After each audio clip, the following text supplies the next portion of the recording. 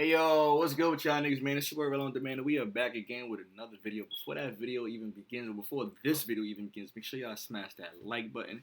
Make sure you subscribe to the channel. You, nigga, I'm talking to you. Make sure you subscribe. Like, if you on the video and you see that red button that says subscribe, you haven't subscribed yet, pause this right here and subscribe to it.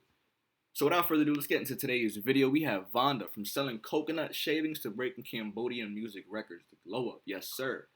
I've been listening to a lot of VannDa's music through people putting me on in my comments, a lot of different things like that, you know what I mean? So I want to tune into this and I want to see what it is. I want to see who the dude I've been reacting to, what he's like, you know what I'm saying? Because you could only get so much from music. So I want to see what he's like. And yeah, let's get into the video. Let's definitely get into the video. Yeah, there we go.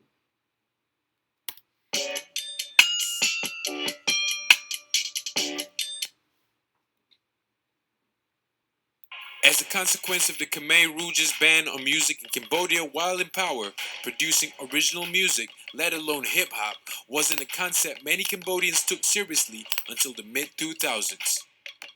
Today, Cambodia's young hip-hop scene is on the rise. Leading the charge is hip-hop superstar VannDa.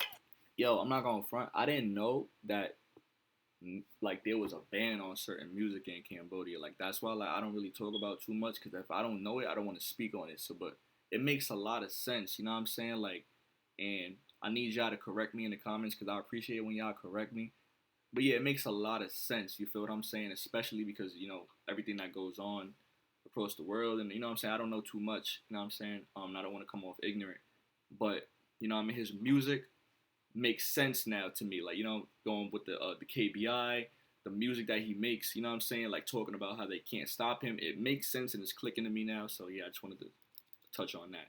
Let's get back to the vid. Who rose to prominence with his decisiveness to tell Cambodian stories both in Khmer and English with raw honesty and a strong work ethic. That's fire. VannDa Man, known anonymously as VannDa, grew up poor and started working early, selling coconut shavings as a young boy.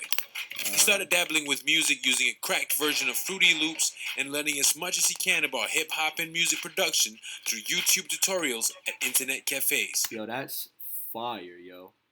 The fact that, like, you know what I'm saying, he came from that background of not having much, but he put all his time and effort into learning it. Because a lot of niggas don't really put time into learning the craft. They'll just, like, rap on a beat. Like, nah, like, you know what I mean? Like, as an artist, it's very, excuse me, it's very important that you learn the music, how to make the music, you make the music, and how to keep the music. You know what I mean? And VannDa, like what you guys been telling me, he makes his beats. He has his own label. That's that just got a new record deal. I don't know if it's Sony that you guys said, but he just got a new record deal, a new partnership.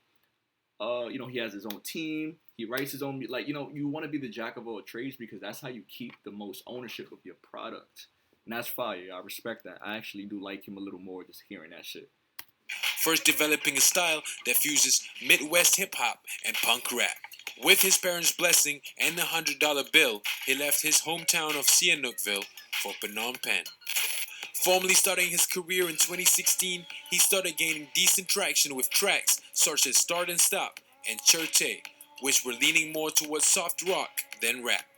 Despite his moderate success, he was having a hard time finding stable housing and sustaining his career full-time, until a local talent management agency, Baramay Productions, helped him to bring his music to a whole new direction.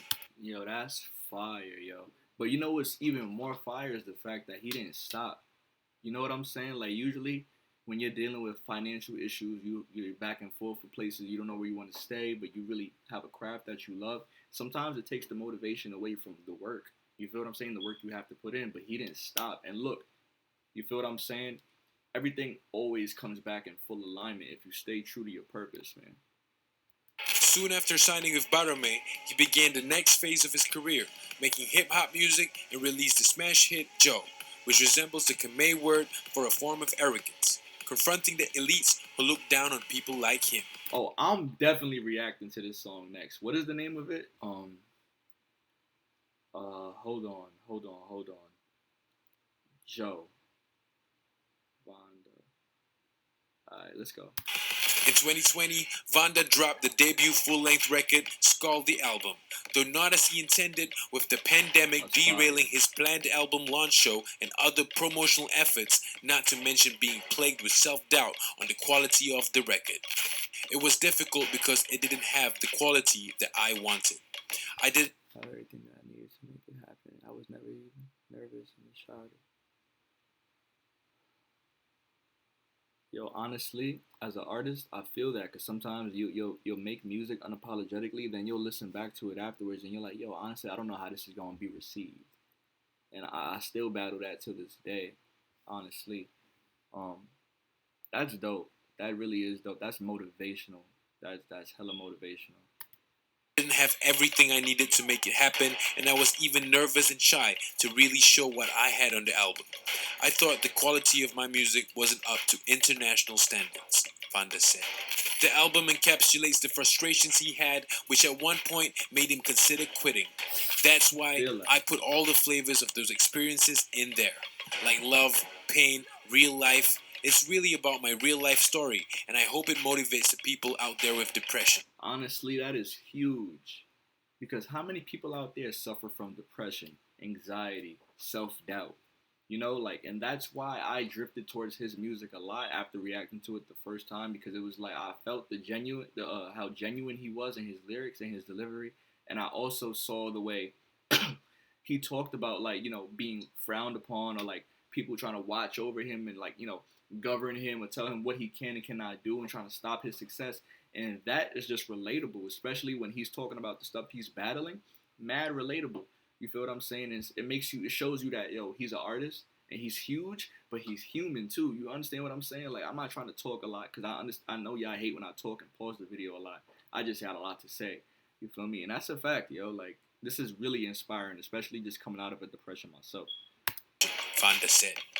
He also mentioned in the documentary about making the skull that his ultimate aim is for Khmer music to get international recognition. He wants people to know that Khmer is moving up and they can do hip-hop just as well. In 2021, VannDa made history with Time to Rise. I love that song. Enough, my fault. Featuring Master Kong Ne, a veteran of the Chape Dang Vang, a traditional Cambodian instrument resembling a long-necked lute. We decided we really wanted to force younger audiences to pay more attention to traditional culture and arts, and that the best way to do that was creatively, by mixing in modern sounds and easing the transition from one to the other for the listeners.